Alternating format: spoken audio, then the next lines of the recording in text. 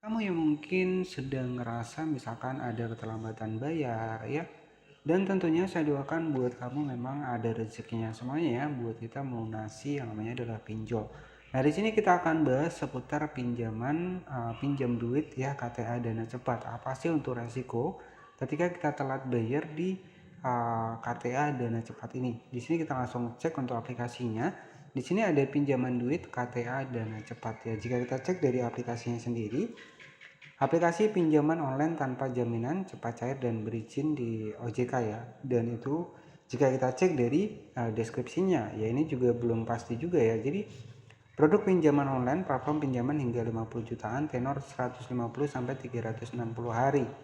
Tidak ada biaya tambahan lain untuk pinjaman 1 juta dengan tenor 180 hari. Jadi pinjam duit ya, platform kredit online tanpa jaminan, pinjam uang bunga rendah, pinjam dana digital limit tinggi di seluruh Indonesia, telah berizin dan diawasi oleh Otoritas Jasa Keuangan.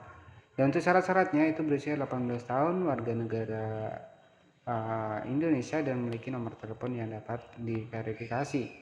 Keunggulan tanpa jaminan, jadi hanya dengan menggunakan eKTP. Kemudian pinjam duit telah digunakan oleh lebih dari, pokoknya seperti inilah ya. Jadi jika kita cek di sini, itu 10 juta pengguna.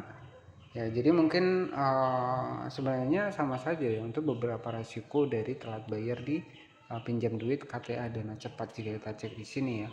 Jadi untuk apa saja sih resikonya? Jadi mungkin yang selama ini galbay ya semoga bisa melunasin ya. Baik, jadi untuk beberapa resikonya ya di sini resiko utama ketika kita telat bayar di pinjaman KTA dana cepat mencakup konsekuensi finansial ya, dan terutama jika aplikasi tersebut legal dan diawasi oleh Otoritas Jasa Keuangan.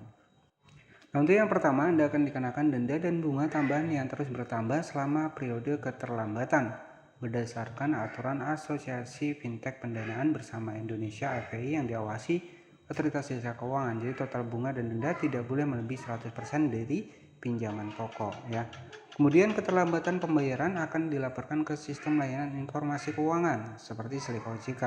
Hal ini itu menyebabkan riwayat kredit Anda menjadi buruk ataupun blacklist ataupun merah ya, yang akan menyulitkan Anda mengajukan pinjaman di lembaga-lembaga keuangan yang lainnya seperti bank ataupun KPR ataupun kredit kendaraan ya.